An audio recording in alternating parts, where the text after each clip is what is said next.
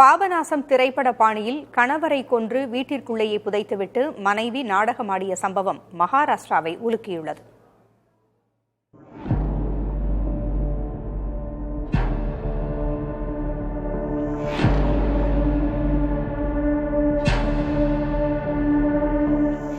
மும்பையைச் சேர்ந்த விஜய் சௌகான் என்பவர் தனது மனைவி சாமன் மற்றும் மகனுடன் நலசோபராவில் வாழ்ந்து வந்தார். ஒரு நாள் விஜயை தொடர்பு கொள்ள அவரது சகோதரர் எவ்வளவோ முயன்றும் முடியவில்லை. அவர் வெளியூர் போயிருக்கிறார் என்று சாமன் சாதாரணமாக சொன்னாலும் விஜயின் குடும்பத்தாருக்கு ஏனோ சந்தேகம்.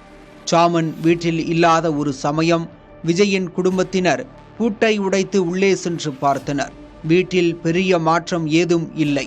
ஆனால் தரையில் 3 டைல்ஸ்கள் மட்டும் பளிச்சென்று புதியதாக இருந்தன. தட்டி பார்த்தால் சத்தம் வித்தியாசமாக கேட்டுள்ளது.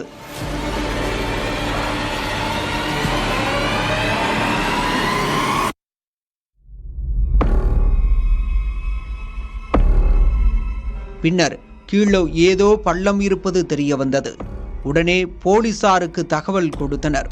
போலீசார் வந்து அந்த 3 டைல்ஸ்களையும் பெயர்த்து தோண்டி பார்த்தபோது சில அடி ஆழத்தில் ஒரு கருப்பு பையில் விஜயின் அழுகிய சடலம். இதை பார்த்த விஜயின் குடும்பத்தினர் அனைவரும் அதிர்ச்சியில் உறைந்து போயினர்.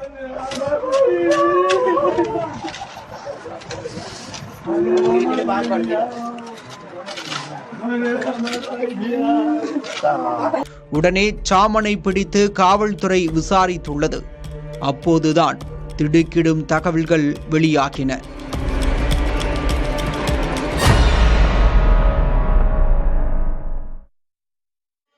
விஜய்க்கு அண்மையில் வந்திருந்த 6 லட்சம் ரூபாய் இன்சூரன்ஸ் பணம் மற்றும் அவரது வங்கி கணக்கில் இருந்த 3 லட்சம் ரூபாயை பறிக்க மனைவி திட்டமிட்டிருந்துள்ளார்.